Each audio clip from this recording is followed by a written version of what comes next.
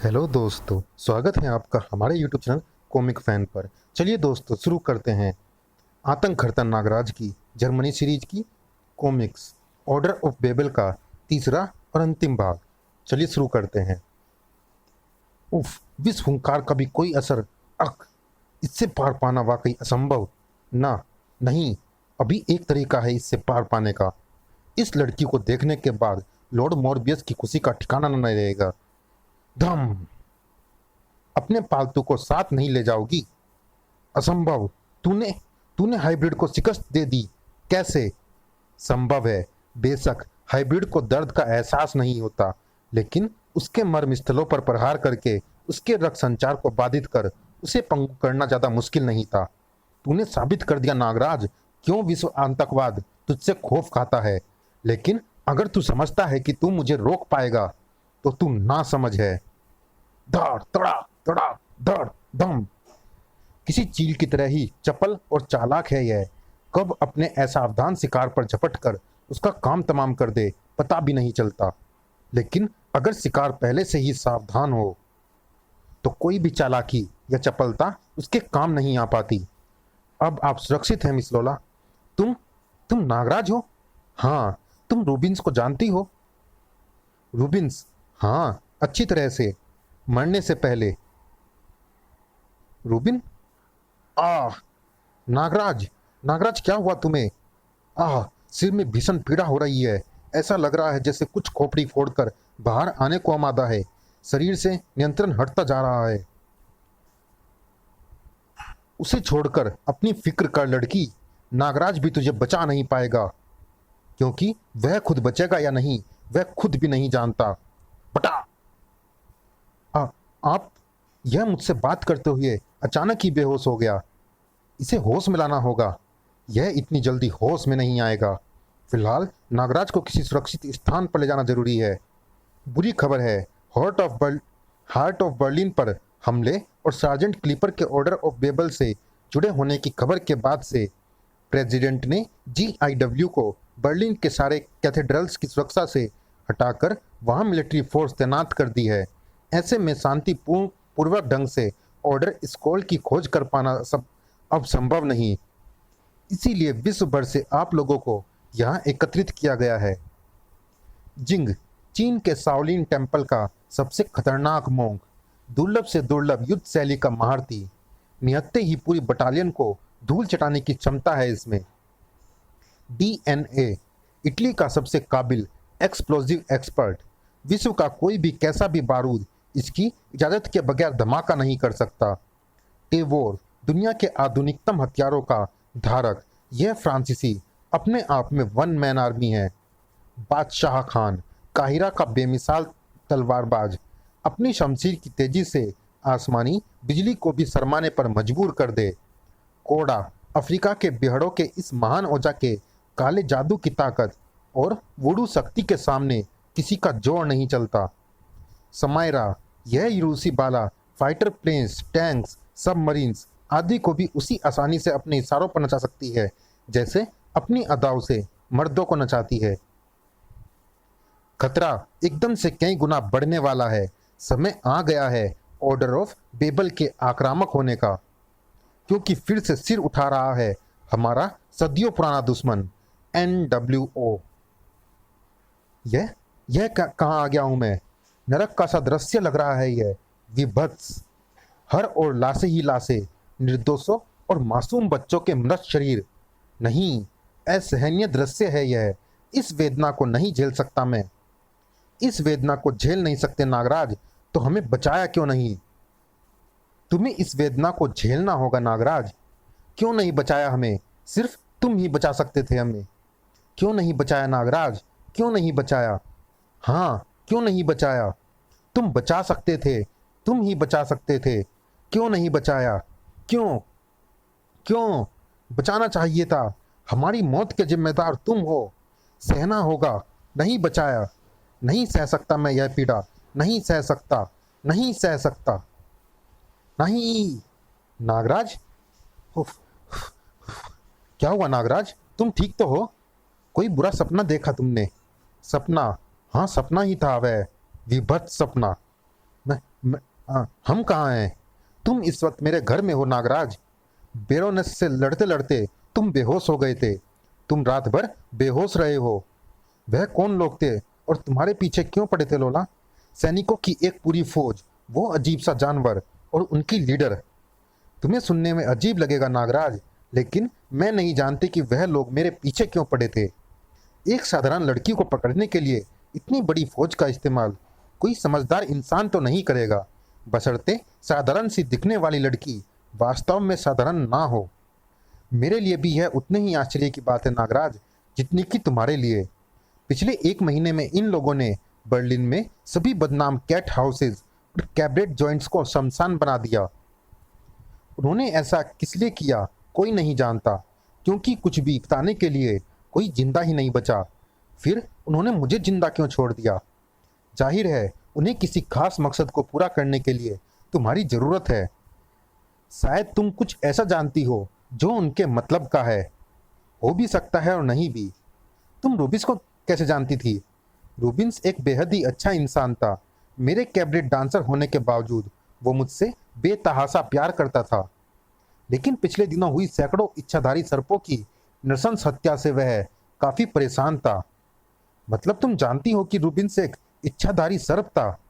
मैं यह भी जानती हूँ कि तुम्हारे जर्मनी आने का कारण भी इच्छाधारी नागों पर हुआ वो हमला ही है।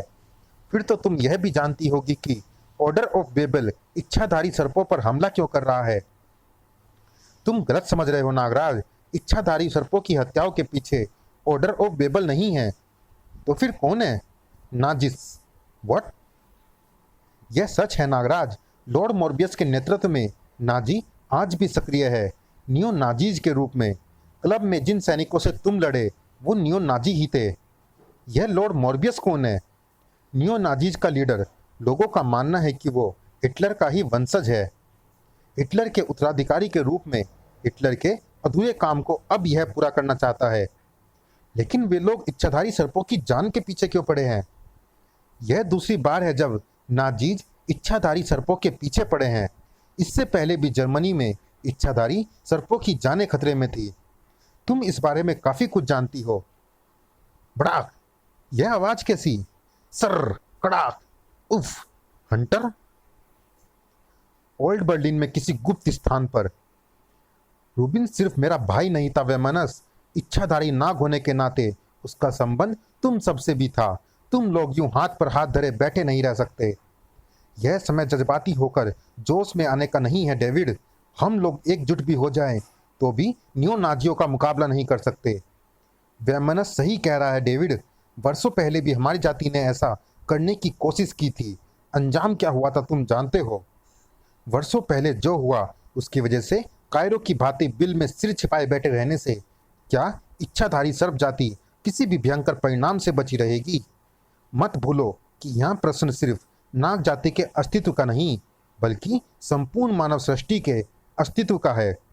नियो नाजी यदि अपनी योजना में सफल हो गए तो अस्तित्व में हम वैसे भी नहीं रह पाएंगे। और उस विनाशकारी शक्ति का क्या जो पहले भी इच्छाधारी नागों के विनाश का कारण बनी थी।